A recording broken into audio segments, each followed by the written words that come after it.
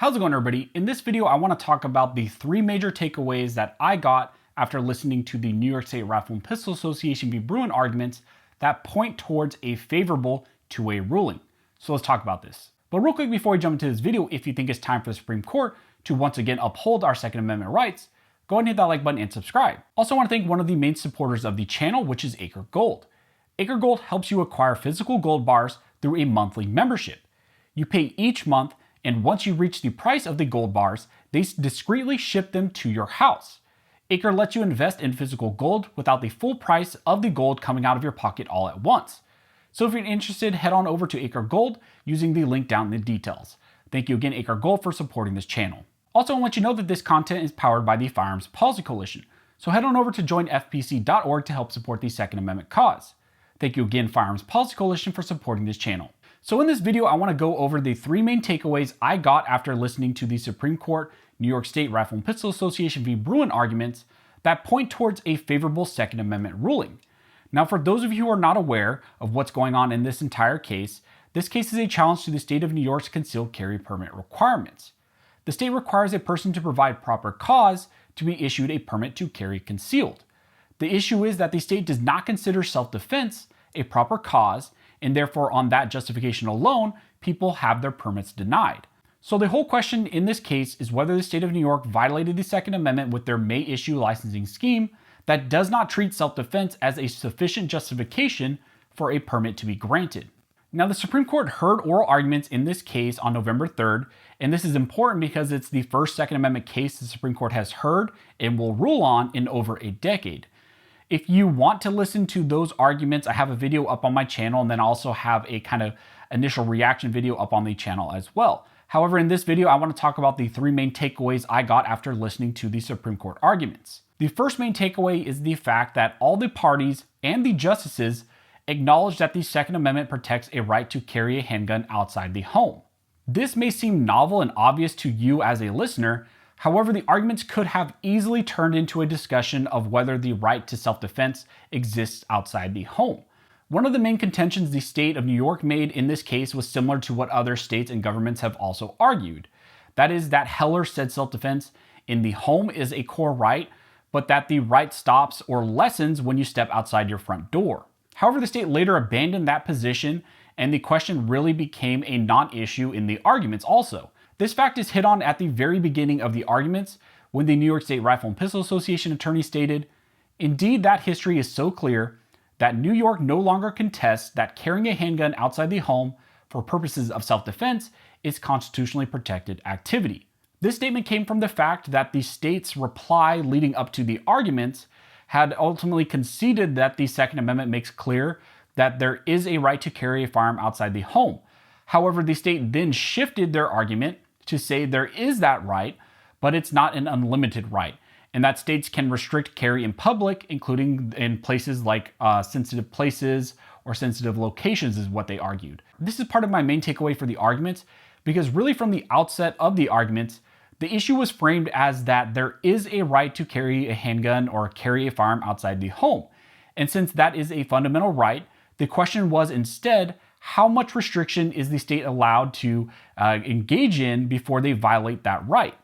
This is also very important for circuit courts like the Ninth Circuit, which claims there is no right under the Second to carry outside the home for self-defense.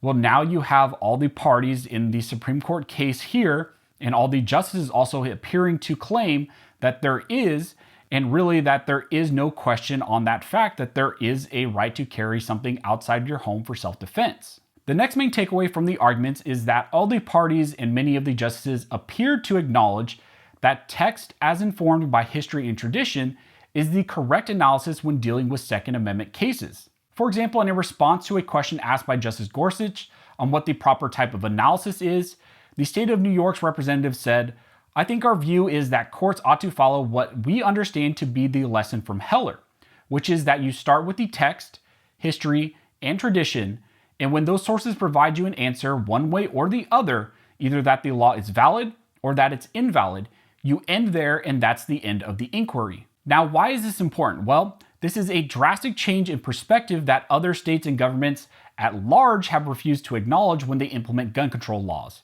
Many states in cases argue that balancing of interest tests or tier scrutiny is what courts should use, not text, history, and tradition.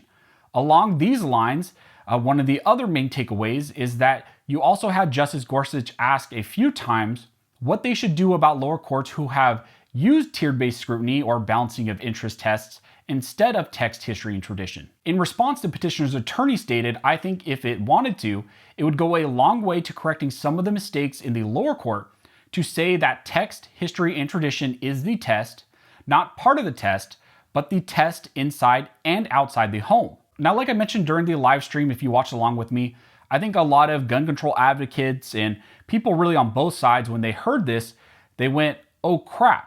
Because in the past, a lot of these lower courts and a lot of these anti-2A laws and a lot of these cases have been passed by the lower courts using a different type of analysis.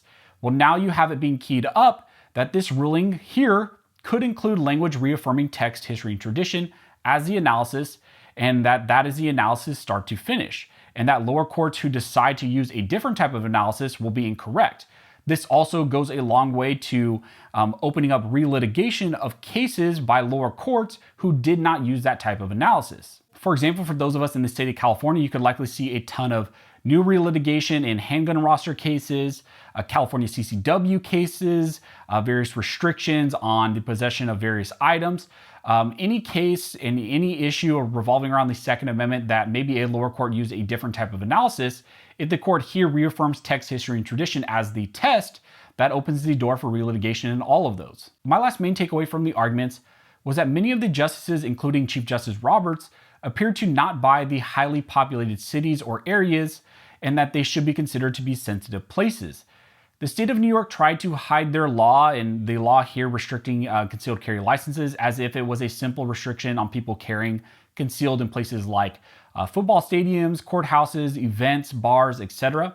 Places that may be arguable as maybe sensitive locations. So they tried to frame this whole law around that context.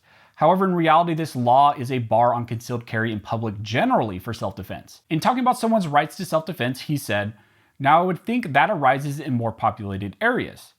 If you're out in the woods, presumably, it's pretty unlikely that you're going to run into someone who's going to rob you on the street.